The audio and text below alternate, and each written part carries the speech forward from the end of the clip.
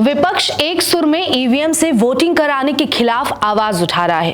कांग्रेस का मानना है कि बैलेट पेपर से वोटिंग ही अब पारदर्शिता चुनाव में वापस ला सकती है। अब इस बात का समर्थन 7 समंदर पार बैठे ट्रंप भी मानते हैं और अब ट्रंप भी ईवीएम के बजाय बैलेट पेपर से वोटिंग को समर्थन दे रहे हैं और इस बात का भी दावा अपने एक पोस्ट में किया है कि अगर बैलेट पेपर से वोटिंग होती है तो उनकी पार्टी भी बहुत ज्यादा वोटों के साथ ज्यादा सीटें जीत सकती है। हाल ही का उदाहरण लें जो वाकई ये साबित कर रहा हो कि बैलेट पेपर की वोटिंग से ट्रांसपेरेंसी तो कायम रहती ही है और नतीजों के आंकड़ों में भी फर्क पड़ रहा है। दरअसल पटियाला जिले के गांव आसमानपुर में पंचायत चुनाव हुआ, लेकिन इस चुनाव में पेच फंस गया था क्योंकि दोनों को ईवीएम पर हुए वोटिंग के आधार पर बराबर वोट मिले। पंजाब और हरियाणा हाईकोर्ट के आदेश पर हुई रीकाउंटिंग में सरपंच पद में दोनों उम्मीदवार लखविंदर सिंह और गुरजंट सिंह को बराबर 240 वोट मिले। अब सवाल था कि गांव का सरपंच कौन बनेगा। फैसला हुआ कि पर्ची डालकर किस्मत आजमाई जाए, यानी कि बैलेट पेपर वाली वोटिंग का सहारा।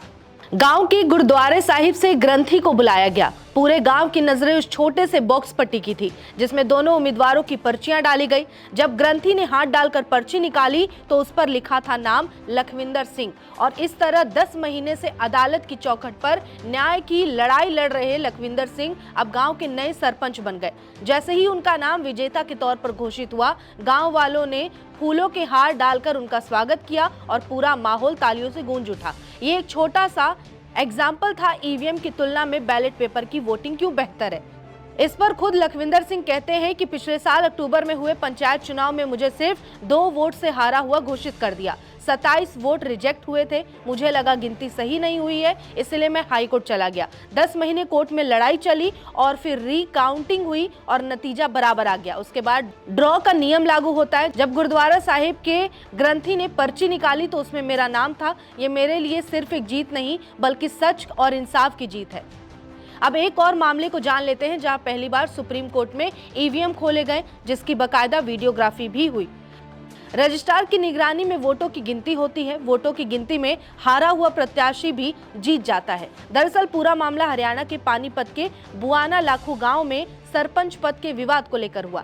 जब इस मामले में सुप्रीम कोर्ट ने इस्तेमाल हुए ईवीएम और अन्य रिकॉर्ड तलब कर लिए और वोटों की गिनती कराई। इस दौरान दोनों पक्ष मौजूद रहे और पूरी प्रक्रिया की वीडियोग्राफी की गई।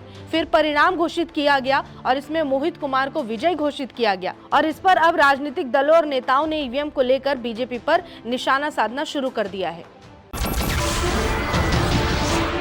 नमस्कार, मैं हूं मानक गुप्ता। अगर आपको हमारा ये वीडियो पसंद आया हो तो इसे लाइक और शेयर जरूर करें और हां, हमें सब्सक्राइब और फॉलो करना ना भूलें ताकि आप देश और दुनिया की कोई खबर मिस ना करें। तो जुड़े रहिए हमारे साथ और देखते रहिए न्यूज़ 24।